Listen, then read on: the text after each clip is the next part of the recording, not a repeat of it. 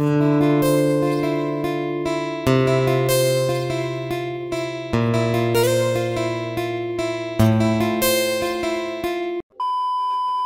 Everyone, welcome back to my channel. আমি প্রণতি। কেমন আছো তোমরা সবাই? আশা করি তোমরা সবাই ভালো আছো, আর আমিও কিন্তু ভালো আছি।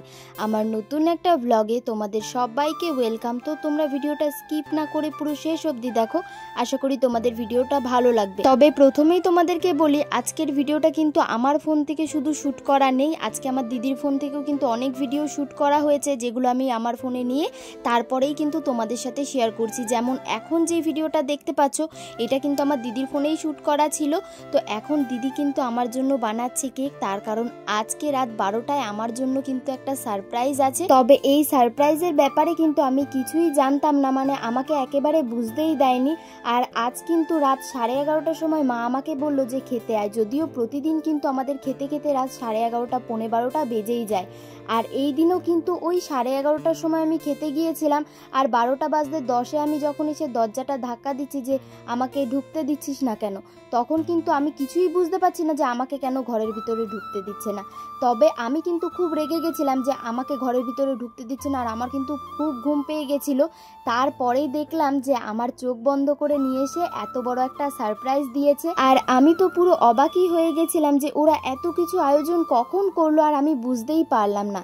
জানো তো, যখন থেকে আমাদের বাড়ির সবাই টুকটাক কেক বানানো শিখেছে, প্রতি বছরই কিন্তু রাত 12টার সময় আমাকে এরকমভাবে বাড়িতে কেক বানিয়েই কেক কাটানো হয়। আর এখন যে কেকটা দেখতে পাচ্ছ, এটাও কিন্তু বাড়িতেই বানানো হয়েছে। যদিও দোকানের কেকের থেকে কিন্তু আমার এই বাড়িতে বানানো কেক খেতে বেশি ভালো লাগে। আর তোমাদের কার কার বাড়ির বানানো কেক খেতে ভালো লাগে সেটা কিন্তু আমাকে অবশ্যই জানাবে। তবে আমি যতটা খুশি হয়েছিলাম ঠিক ততটাই কিন্তু আমার ঘুম পাচ্ছিল, তার কারণ আমার শরীরটা একদমই ভালো লাগছিল না। আর আমি কিন্তু একটা জিনিস দেখে বেশি খুশি হয়েছিলাম, দাঁড়াও তোমাদেরকে একটু পর দেখাই, তারপরেই বলবো। আর এখন দিদিকে বললাম যে এই কেকটার কিছু ফটো তুলে নে আমাকে কিন্তু পাঠিয়ে দিবি। আর আমার ফোনে যেহেতু ভিডিও বানানো হচ্ছিল, তাই কিন্তু আমার ফোনে আর সেরকম কোনো রকমই আমি কেকের ফটো তুলতে পারিনি বা আমার ফটো তুলতে পারিনি। তারপরেই দেখো এখন কিন্তু আমি কেকটা কেটে নিচ্ছি। এরপরে তোমাদেরকে বলি যে আমি কেন আরও বেশি সারপ্রাইজ হয়েছিলাম।